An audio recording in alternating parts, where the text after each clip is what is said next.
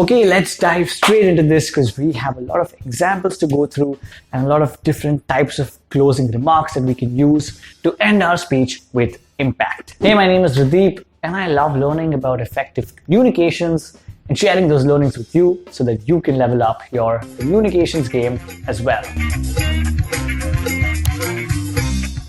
The first type of closing remark is the activity remark. Here's an example by Sparsh Shah. Sparsh Shah.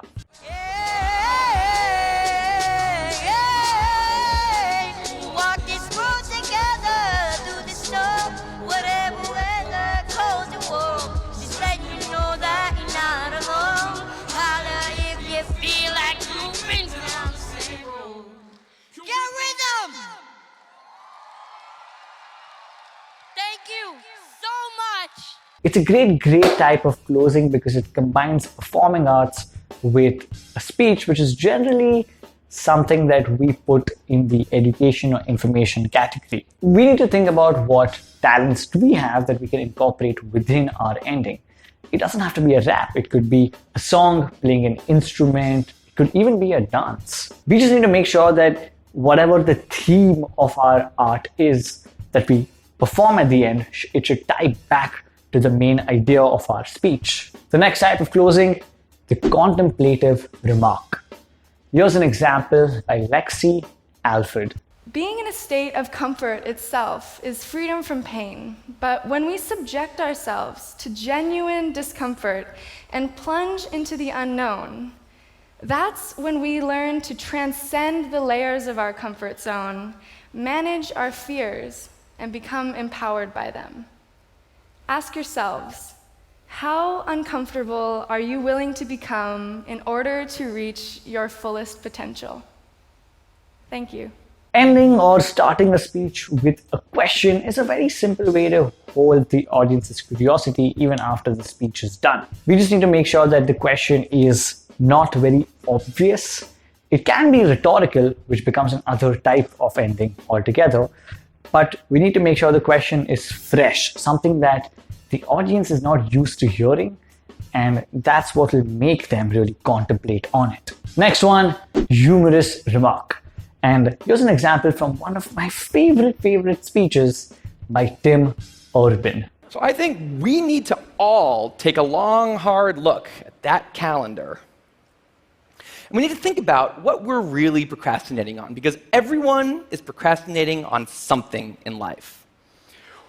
We need to stay aware of the instant gratification monkey. That's a job for all of us. And because there's not that many boxes on there, it's a job that should probably start today. Well, maybe not today, but you know, sometime soon. Thank you. This guy is a master of using visuals and combining it with comedy. But if we want to use humor, we need to kind of have two things checked out. One is that if we are using humor, it should ideally tie back to a larger message. In the speakers whose example we just saw, in his case, the main message was around procrastination. He made sure he put that through. And comedy was just a supplement to communicate his main point. And if we are using a humorous remark to end our speech, the rest of our presentation also needs to have somewhat of a funny tone. Because if our entire presentation is serious and then we randomly snap in a joke at the end, it's going to look a little out of context. The next closing, the metaphorical remark. Here's an example by Ramona J. Smith. If you're on the side of the ring coaching, or if you're in that ring throwing those jabs and those hooks, when that final bell rings, ding, ding, ding, the fighters and the coaches will raise their hands in victory singing, I'm still standing, yeah, yeah, yeah. We're still standing. Very nice. Stay in that ring. And even after you take a few hits, use what you learned from those previous fights, and at the end of each round, you'll remain still standing. Mr. Content Share. I love this type of ending because it draws a similarity between two things which are seemingly disconnected or just have no relation to them. And that's how we need to approach our main idea if we want to use a metaphorical remark to end our speech. For example, if our main theme is around the adventures of life, we have so many parallels that we can draw with that.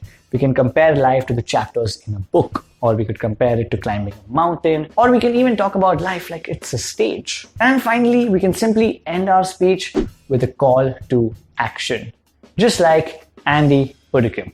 You know, we can't change every little thing that happens to us in life, but we can change the way that we experience it. That's the potential of meditation, of mindfulness. You don't have to burn any incense, and you definitely don't have to sit on the floor. All you need to do is to take 10 minutes out a day to step back, to familiarize yourself with the present moment so that you get to experience a greater sense of focus, calm, and clarity in your life.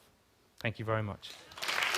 By the way, if I've mispronounced any of these names, please let me know that in the comments below. That's about it. Really hope this has helped you or given you some sort of inspiration to close your speech or presentation with some more impact.